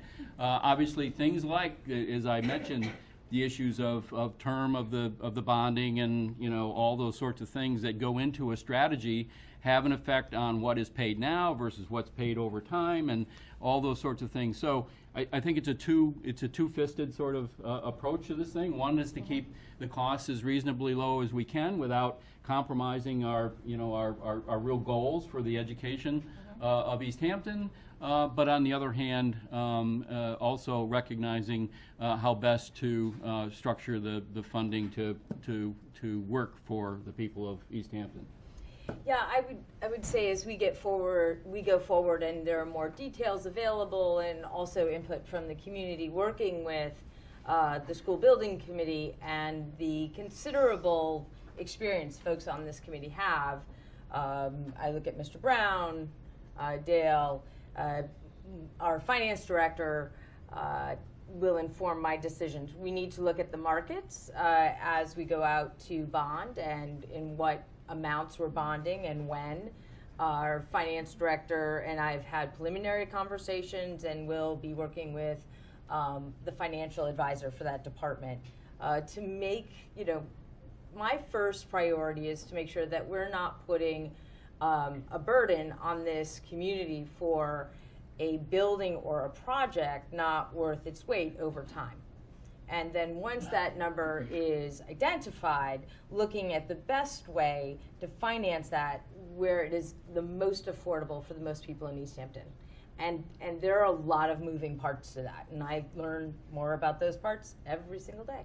And there will be more forums about exactly what that's going to look like. But looking at all possible options and see how this is best held up to a transparency, but also affordability for as many people as possible. I would just add real quick that I think this committee, while trying to make sure we meet those educational needs, that's our first priority. It's also trying to keep the costs down. Mel, do you recall our very first forum, the number we threw up, our projected cost? I think the top end of that was 159 million. Yeah, right about that. 159 million. Made a lot of progress. About a year ago, and we're at 109, and I firmly believe we have not impacted the educational, meeting the educational needs of our students. So we're constantly looking at whittling this down, and you can imagine that the closer we get to that number, Alan told me today, 109. I said, well, by the time we fine-tune this, it might be 106, 105. And it's just, we're at a point where there's almost nothing more we can squeeze out of this and still meet those educational needs. And as the mayor said, too, a lot of thought and energy has to go into that bonding. You all know that have mortgages. A 20-year mortgage will make for higher payments, but a lower overall cost than a 30-year mortgage. So you have to weigh all of that. Look at the interest you'll pay over 30 years versus the interest you'll pay over 20. Yes, higher payments in the beginning, but I pay it off a lot quicker. So we have to balance all that, and that's, with the mayor's office and the finance director. I firmly trust that the city's going to do the best we can for our residents on funding for this project.